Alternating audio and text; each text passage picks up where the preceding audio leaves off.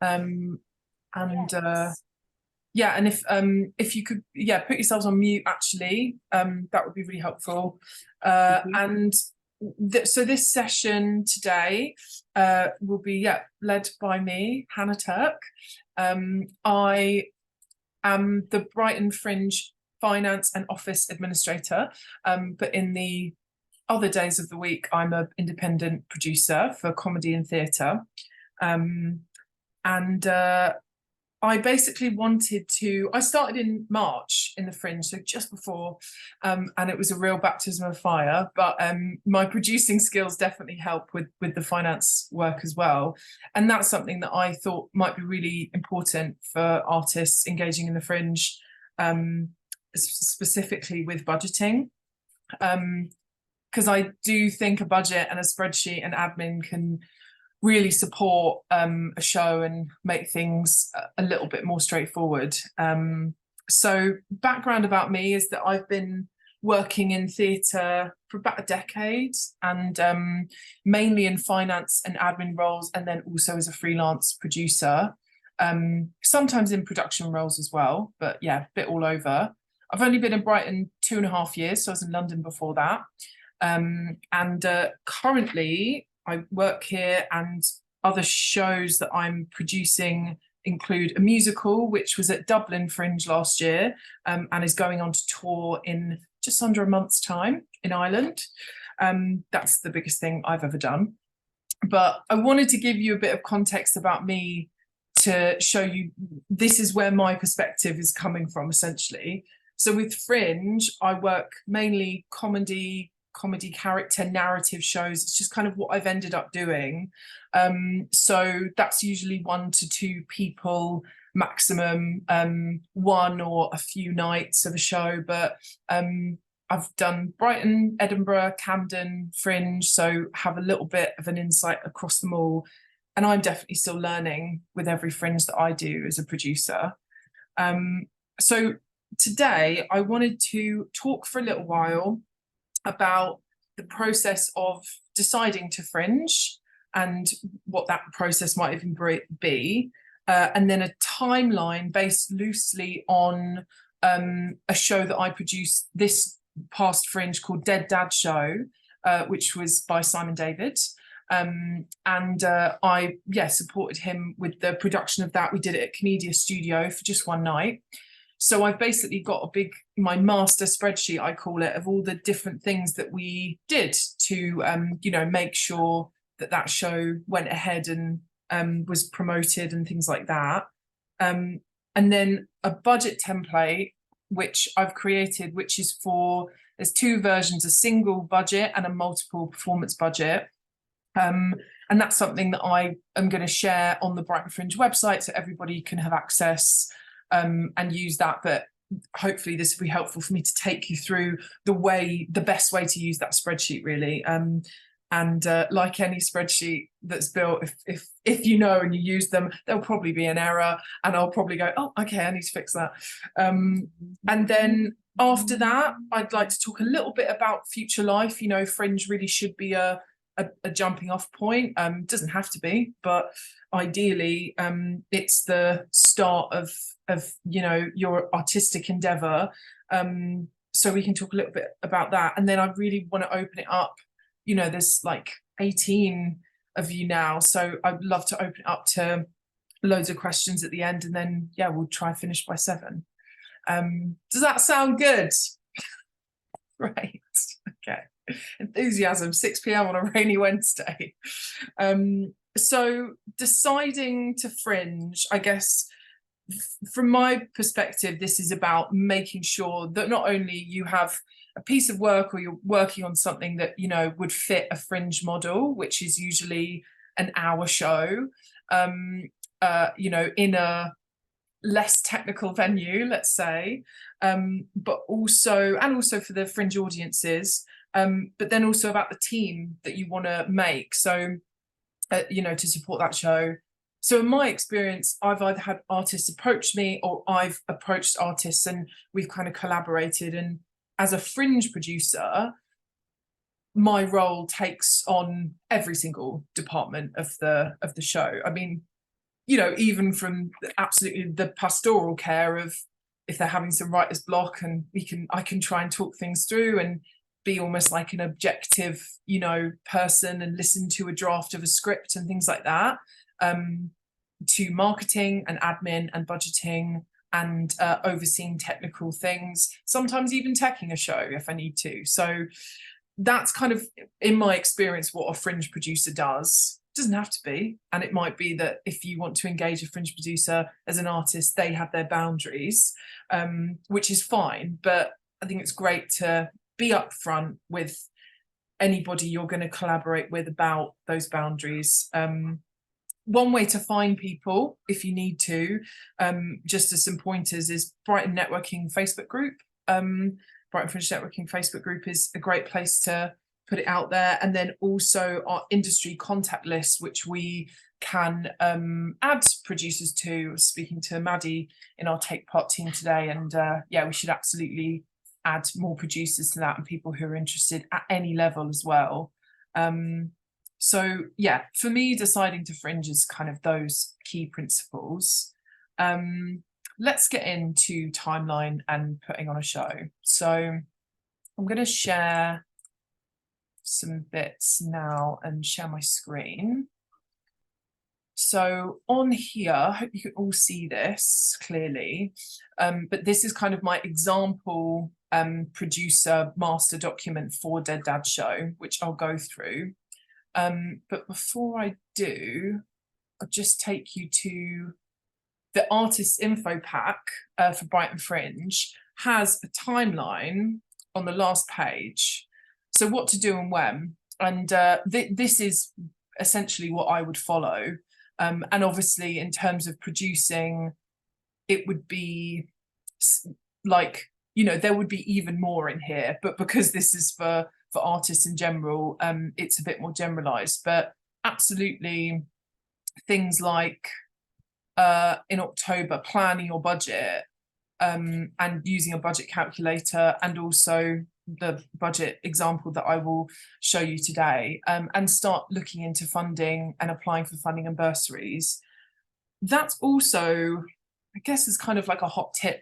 What I like to bring as a producer to an artist is to start to think about their work more objectively, and where it could be related to specific bursaries and funding, and also enhanced by them. So, you know, there could be a piece of work where actually some community engagement could come into it, and that would really benefit the work, as well as getting funding that would not only obviously cover that community part of it, but maybe even a bit more of the artist's fee, you know, to actually pay for their time. Because I think that's it with how tight money is, and I'm not keen on getting into it, I think, because it is so, it's like, it's so tough across the board. I think everyone's aware of that.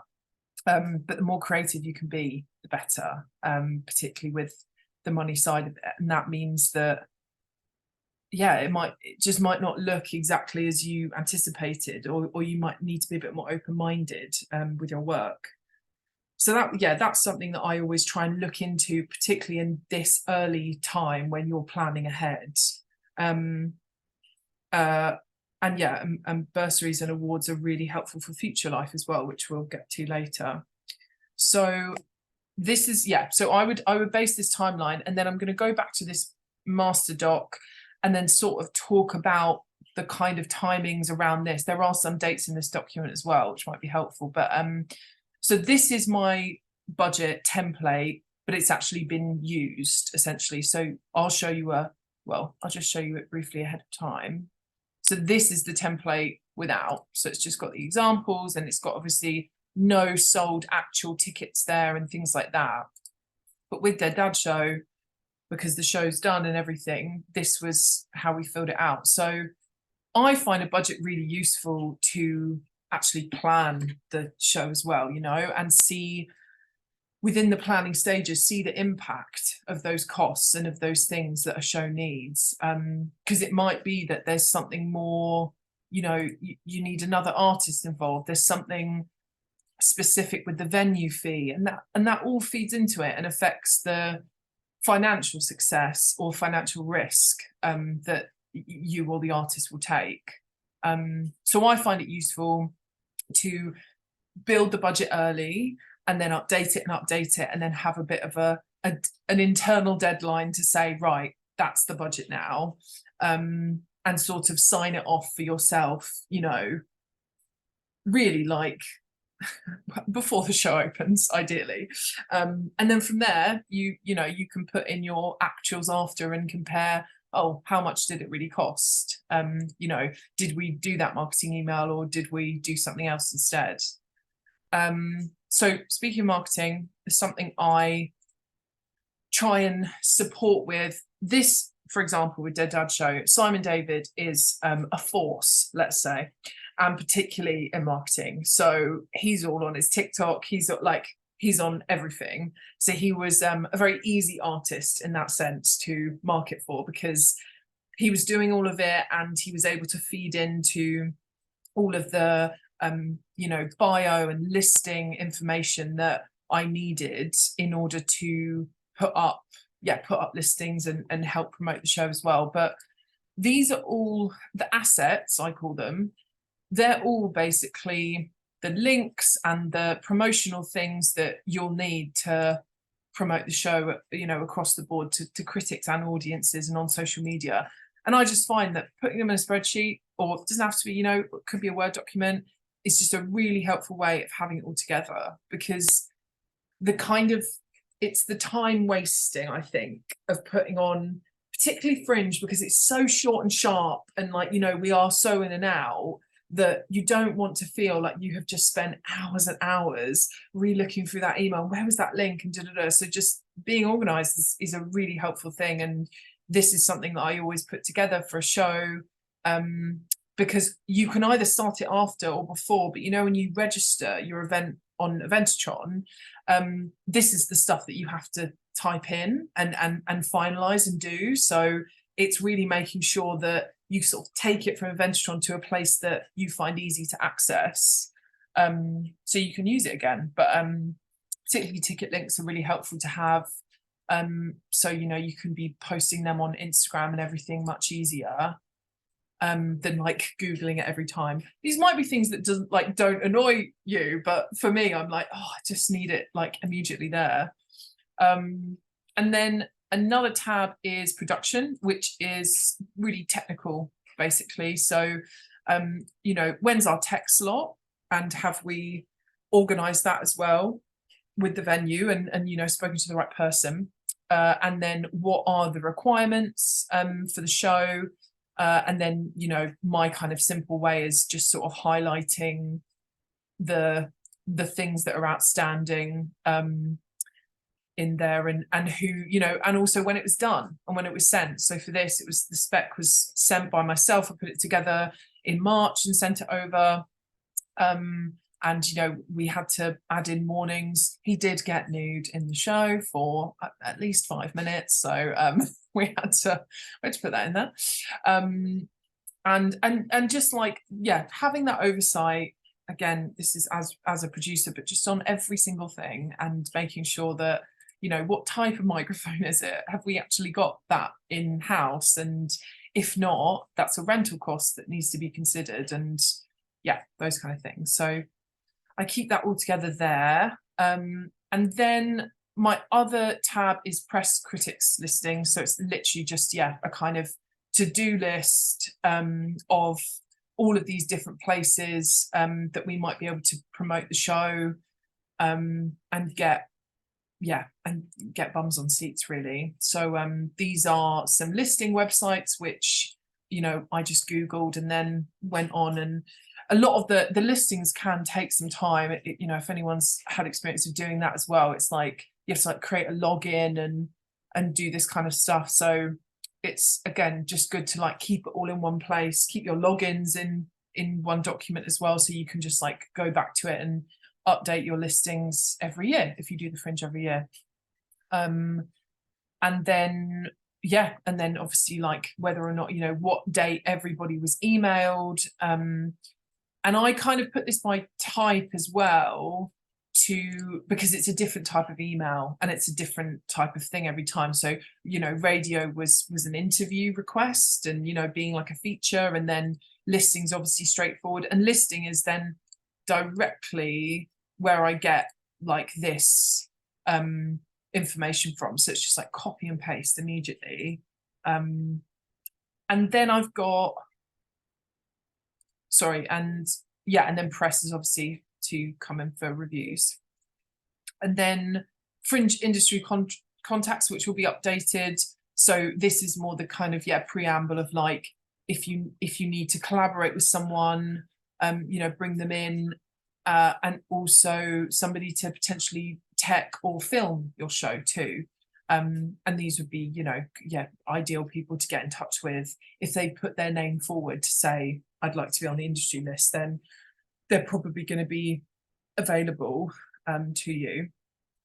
So that's my kind of example. And this is, very much a working document that I then try and refer back to, and try and it's so dependent with my artists. Like some people are sort of allergic to spreadsheets, so I kind of keep it for myself, and I can, you know, like make sure that all my stuff is in order.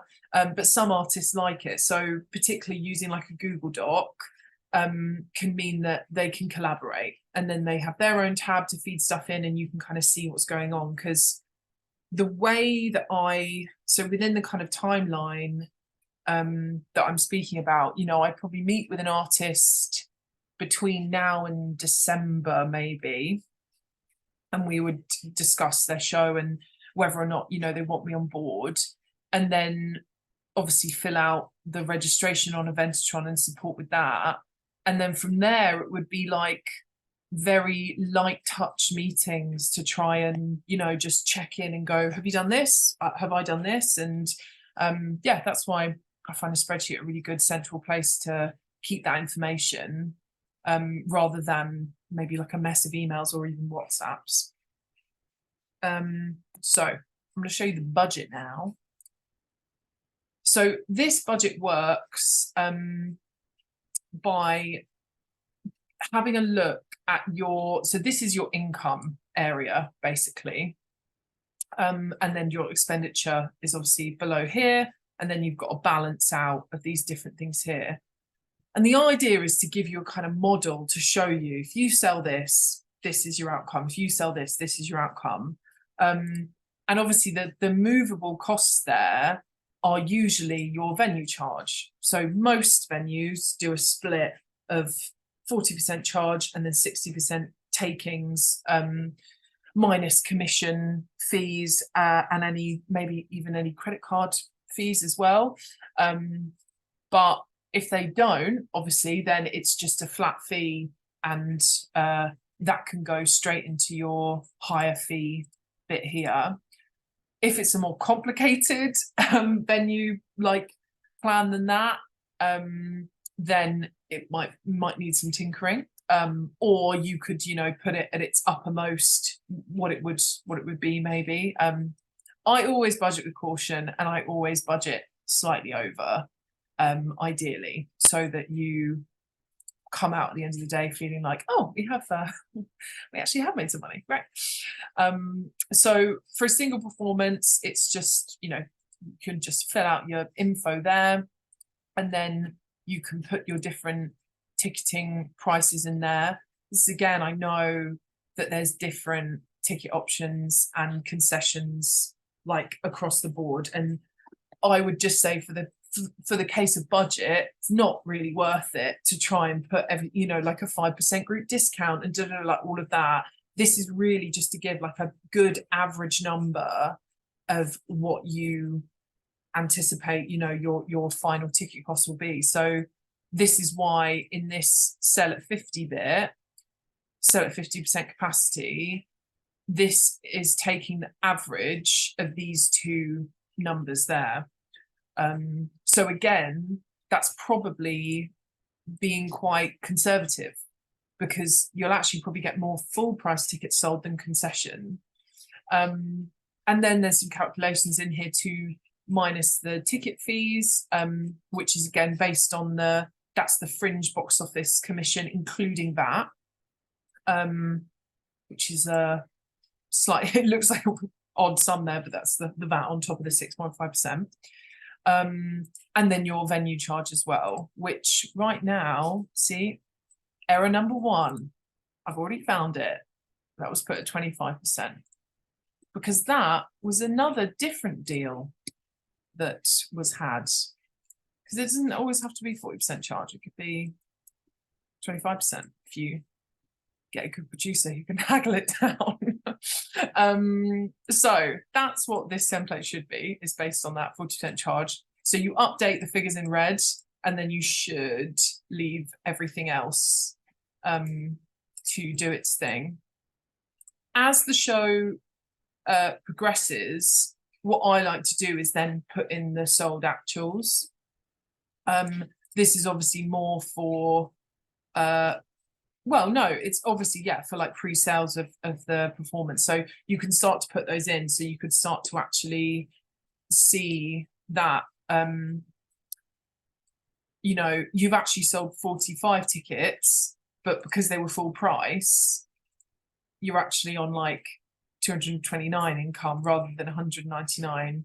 So you see what I mean? How it's like, there's a marginal difference there. But it's helpful, and again, really dependent on your artist or yourself, and how kind of how much you want to track your sales and how obsessed you want to be, or if you kind of want to go, I'm just going to do everything I can and not focus on it too much. But obviously it's good if you have a multiple performance, because certain days that are selling less, you can push those in a different way. So don't hide from the ticket sales, obviously. And then we're into costs. So this is, yeah, very, very basic. I've just put in the kind of like what I would usually anticipate for a Fringe show, and a one-off as well, of the different costs. And then you can see the balance out here below is, again, that doesn't sound right to me. Bear with. Oh, it's because that hasn't calculated. Maybe it's a too complicated spreadsheet. Hold on. What 8 minus that?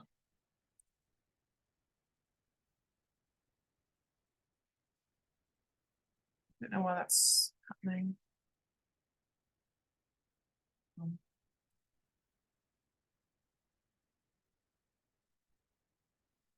Oh, because I haven't done that.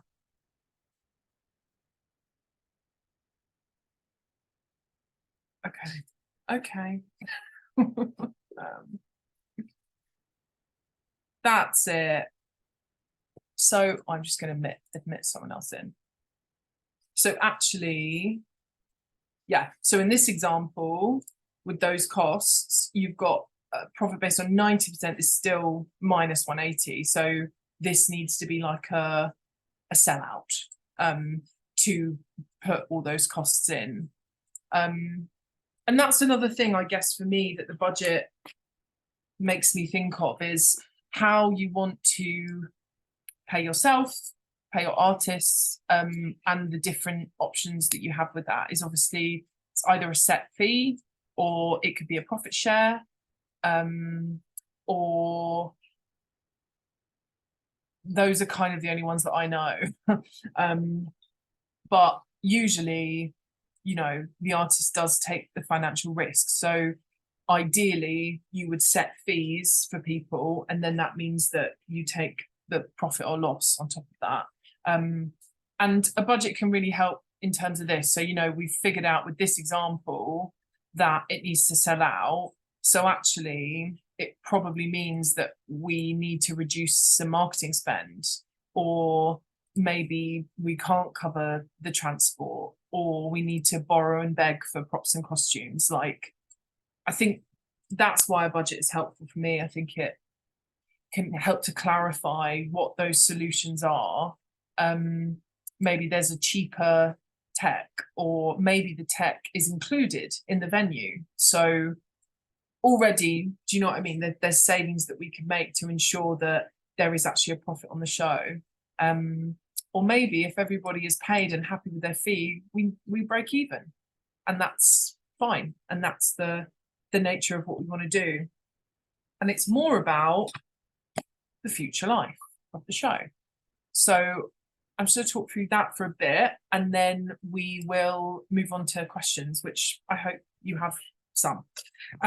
So future life of the show. So as I say, it's not a potentially like big financial outcome. It might be though, and to be fair, multiple performances are probably more likely to bear fruit. But I would say that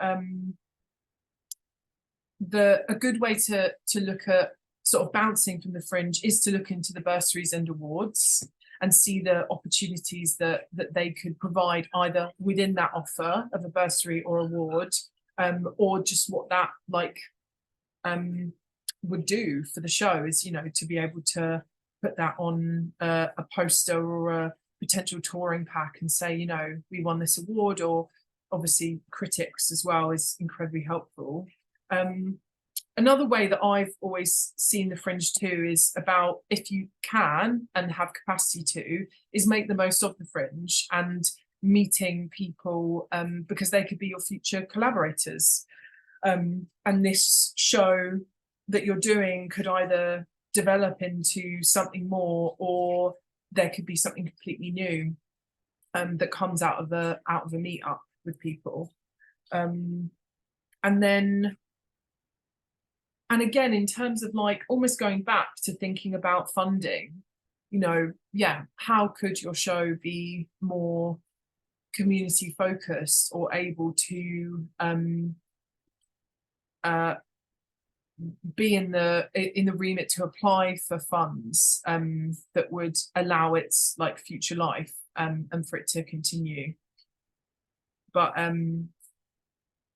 yeah, ideally make the most of Fringe. And I say if you can, because I understand some people aren't even local that come to Fringe, so it's even hard to be here for that long. But yeah, it's always worth it. If you're bringing a show, try and either see other work or at least meet the people doing it. So I'm going to stop talking, and I'll open you up to questions. You can either just come on mute and go for it, or put your hand up. I don't know. Some people, when you put your hand up, it actually comes up with the sign. So maybe we should put hands up. I don't know. There's no silly questions. Absolutely no silly questions. So ask anything. If we digress, though, I'll try and put a pin in it, and maybe we could follow up over email, if we get into too much of a discussion. But yeah, I would love to open it up to questions.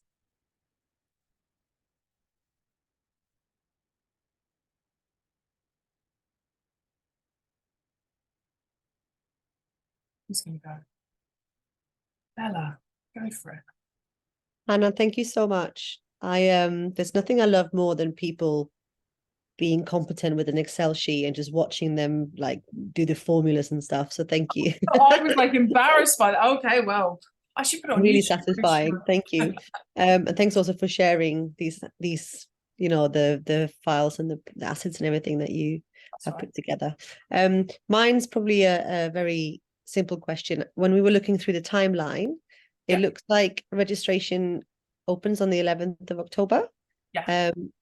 And then do you have to register by the December date if you want to be in the Fringe, or when's the deadline? Oh, that's just for early bird discounts. So so technically speaking, yeah, you really want to register. You don't have to fill everything in by that time. I think you just need to register, make payment to be I'm definitely going to be at the Fringe.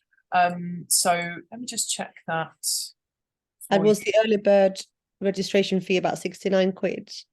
Yes, yeah. In your spreadsheet. So what's the general registration fee? So the general one, I'll just show you.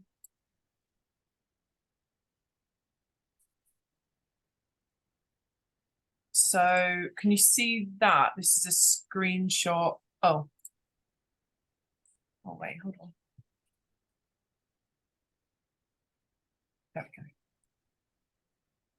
This is a screenshot from the website actually. So the early bird for event capacity of under 60 is 69.30. And then it goes up from there. And then, yeah, that deadline is the 4th of December. Okay, thank you. No worries. So it's the total capacity. So if you're doing 5 shows, so that would be the 61 to 260 or 260 to 1,000. Okay, thank you, Hannah. That's all right.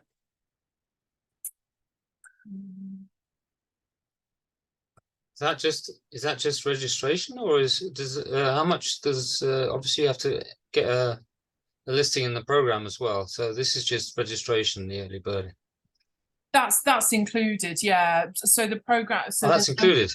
Yeah. So there's no physical brochure again this year, but online, like your event to go online and on our box office is all included in the registration. Mm-hmm.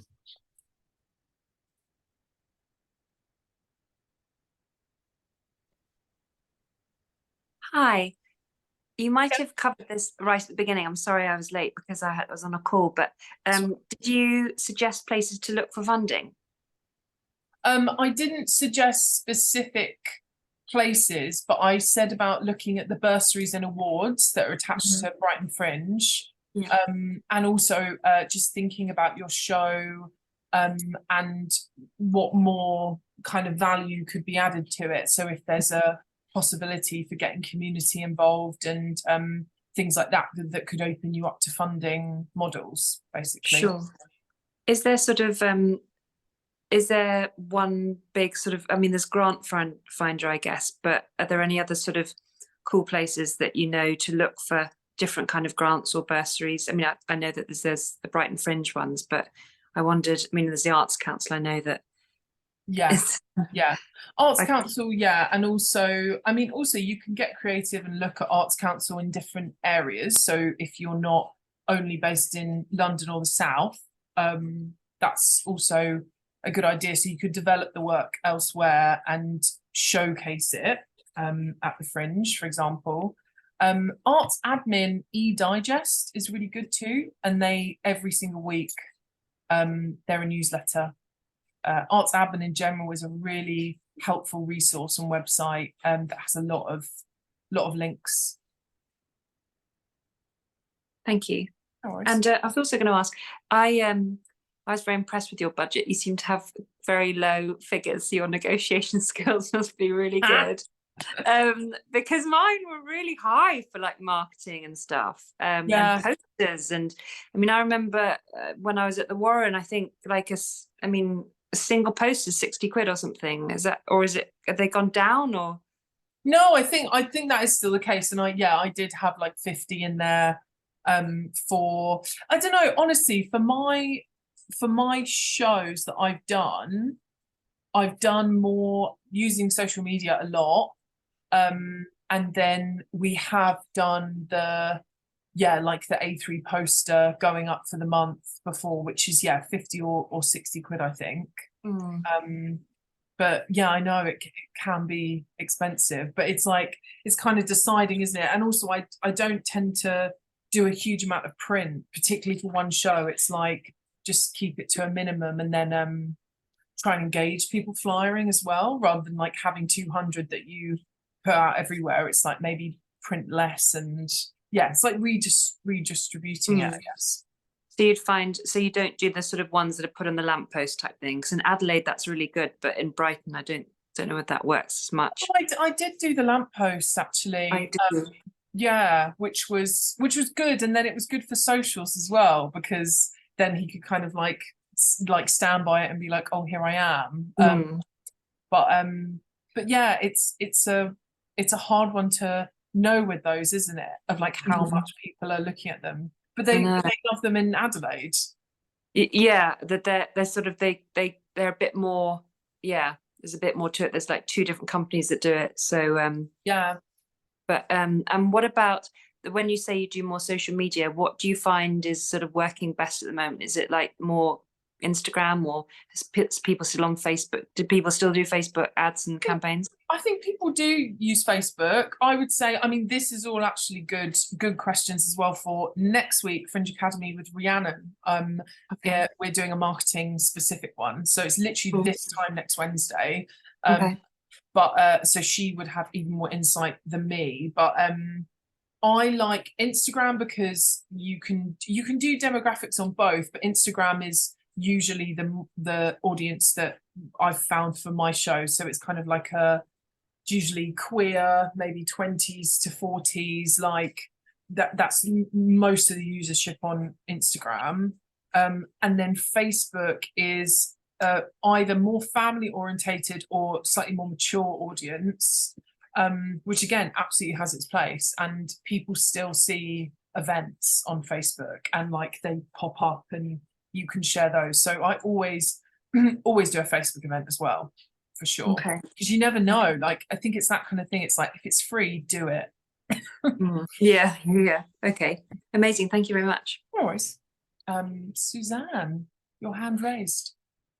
Oh, hi, yeah. I just wanted to, you said that they're not doing a program this year. Last time I did a Fringe show was in 2016. So it's probably you did a program, I remember, in 2020, actually paper copy, and then we had the pandemic, so they all had to be destroyed. We've not had a paper copy since then. Yeah. But I do know I'm not any of the demographics you just mentioned, and I know a lot of people of my generation who kind of really enjoyed sitting with a program, drawing around what you're going to do. I'm interested. I know next week you said about the marketing might probably better, but I'm not around. But I wondered if there've been any figures on audiences, on any drop-offs for any shows, because whereas before, if you had a program and you wanted to do something of an evening, if you were sort of sitting in the pub, say, and you're thinking, oh, let's go and see something today, and you flick through and find something. You've got people now having to go on their phones and go, and that it becomes, for people probably over the age of 40, you just don't bother. I'd be curious as to, and we've talked about this, I have talked with other people who've done Fringe shows about whether there has been a drop-off in audiences, certainly of a demographic who aren't as on social media as much as everybody else, since, and particularly as the festivals still have a program, a physical program. So as people come out the station, they pick it up and they go off. And there isn't a Fringe equivalent. And I'm just curious as to whether that's affected audiences or not. And whether we know if that has or not. Did you see the maps last year? I did see the maps, yeah. Not the same, but... Not quite the same, no. Yeah. I mean, it's something. I mean, are they going to do that again this year, or? I'm actually not sure if we decided on the maps, but with the... I mean, I had an ad in the Fringe, and that's, you know, and I had 2 sellout shows, and I think that it helps because of the ad on the right page, and so it's just something that I'm, you know, if it's not coming back, it's not coming back, and I'm, you know, just have to suck it up. Yeah, I think it is. I just wonder, if it has affected any audience traffic or not, and whether anybody's making note of that. We definitely, you know, we absolutely keep the data that is given by audiences, like, willingly. So that would have to be looked at year on year. I think COVID is still around. Like, I absolutely would still say that we are still recovering, and but the numbers are coming back. But demographic is such a good question, and it's something I'll put to the team. But with the hard copy brochure, it's something we discussed this week actually, and it won't be like a full brochure with advertising, but we want to put hard copy listings into some key places in Brighton, and ideally I want to push for every single venue having hard copy listings. Chronologically, I guess, would make the most sense, really. And then you can go to a venue, punters can go, have a look through it and go, great, and then go on their phone and book it. Yeah, because so some venues had those last year. Yeah. So you knew that you could go and get something from that venue if you were regular or it was close by or something. Yeah. And so that was really useful. And it's just a shame because, you know, there was a lot of us who just loved getting that Fringe brochure and going through it and you know, finding that little obscure show and going, oh, look at that. But I loved it as a producer as well, like to see it in print and show my artists and be like, it's there. Like, so I totally get it. Like, but I think, working here and understanding the infrastructure, we just don't have the people to even like put it together and then make it work. But maybe in years to come it will come back, or maybe this like hard copy in venues and the Yeah, website there's being even something- more intuitive will like take over potentially. Yeah, something new there. Okay, well, thank you. Anyway, No worries. What's your question? I have another question, if that's Go for it. okay. Audience data. I only found out about this after I did my second show. Is that still something that the Fringe is able to give you when you've done a show? Yeah, I suppose so. Is that something that was like provided that you Well, can ask? Yeah, because I never knew about it, but then a producer said to me, "Oh, did you get all the audience data? Like all the people that when they bought a ticket said they don't mind sharing their details with you." Oh yeah, So- it's on Eventstron. Yeah, but I did my last show in 2018, and I'm not sure if Brighton Fringe have changed over their system or something. Well, yeah, we didn't have Eventstron in 2018. I put stuff on Eventstron. Oh, sorry, Box Office was on Eventstron. Sorry, so I wasn't. Yeah, I'm not sure. Right. So you're looking to get audience data from 2018? Yeah, that's the last time I did a show. Okay. When I emailed in, they said we've changed systems, but I was wondering whether, but it was quite a sort of, yeah, but I'm not sure whether there's sort of any other way of getting it, because it sort of must be somewhere, because I'm just wondering whether you, Would it be relevant anymore? well, I'm just wondering whether there's still people who like live in Brighton that sort of like my show, because the show did quite well. And so I was just wanting those people that said, yeah, they wouldn't mind hearing from me in the future. I think if you drop another email to take part, and we'll see if we can follow up. Apologies if that got lost in the. No, that's okay. And not Did you responding. say it's take part at Brighton Yeah, Fringe? take part at brightonfringe.org. Okay. Thank you very much. No worries. Any more questions?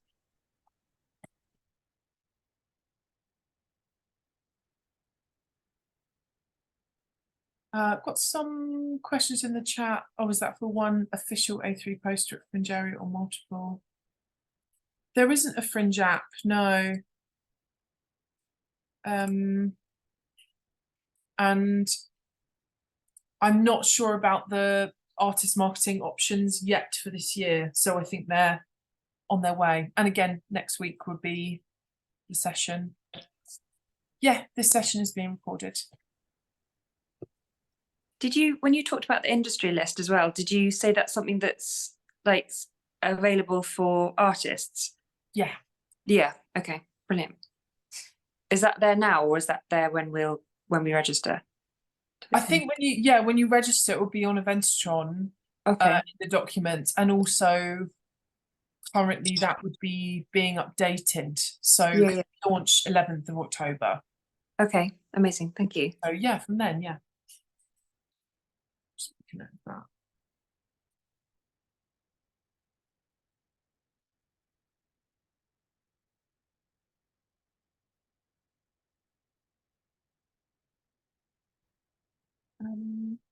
Go for it, Lawrence. Hey, yeah, I'm just thinking about like what days, you know, like when I guess the weekends get like a better attendance typically.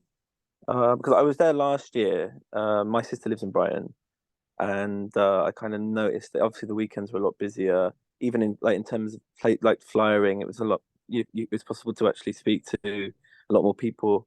So I'm just thinking if you were kind of thinking to do like four shows, would it make more sense to do that like Friday, Saturday, rather than like in one solid run, like say Wednesday, Thursday, Friday, Saturday?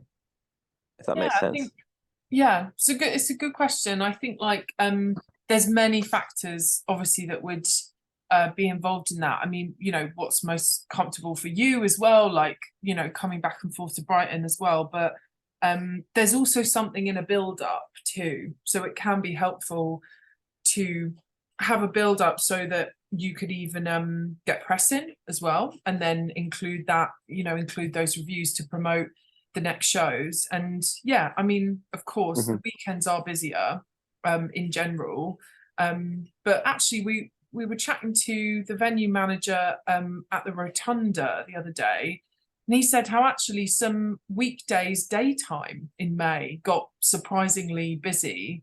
And I don't even know if that was in half term or not. So I guess dependent on your show as well, you know, if it's families too, Mhm.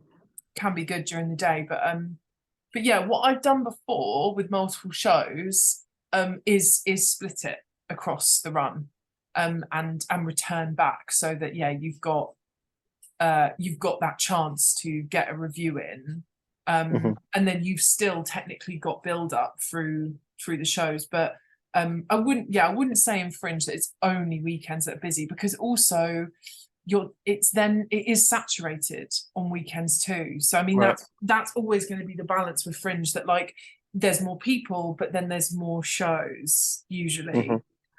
And possibly shows that are you know, well-known names, or you know, Yeah. massive venues and things like that. So yeah, I would never like shy away from a weekday just for that fact. But yeah, from my perspective, splitting it across the run is good. Cool. That's really helpful. Thanks. No worries.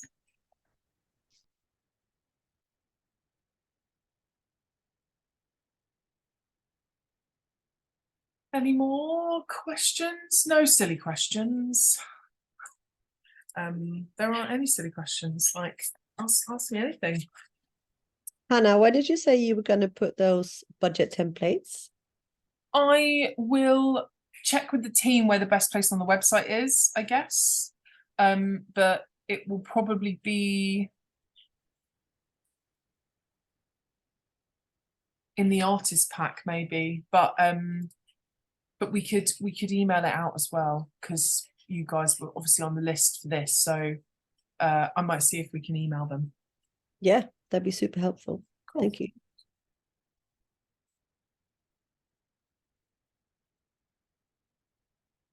Is there a list of Fringe registered venues available this year already and their details? I don't believe so. I think we are awaiting the launch on the 11th of October. So it'll be a few weeks. And then they will all be on there. But I can again, I'll ask the team about that. But yeah, I think it's likely, because we're still finalising and getting even more venues on board too, in this kind of like run up. So yeah, I think it'll be October where we'll know. Where the audience data is on Eventatron, I believe it's on your on the show like bookings, like when you what is it, times, dates and prices, and I think then you see all of the tickets sold on there, and then underneath you'll see who said yes, you can share my email, and that's where that is, Farah, if that's helpful. If we don't already have it, would you mind sharing your email address with us, or some helpful email address, just if we think of questions after this chat? Yeah. Let me pop it in the chat, but it's Take Part is the best email, and then they can like forward it on to me as well. Yeah, that would be the best email to ask any more questions.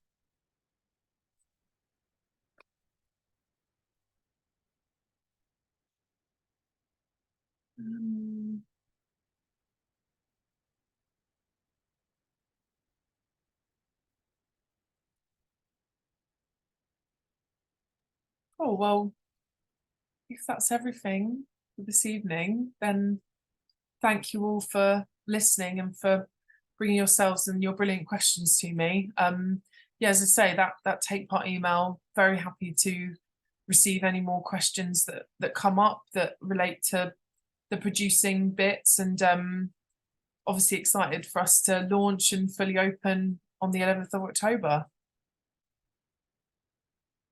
Brilliant. Thank you very much, Hannah. Thanks, everyone. Thank you very much. Have a lovely evening. Thanks so much. See Thank you. you. Bye. Thank you. Bye.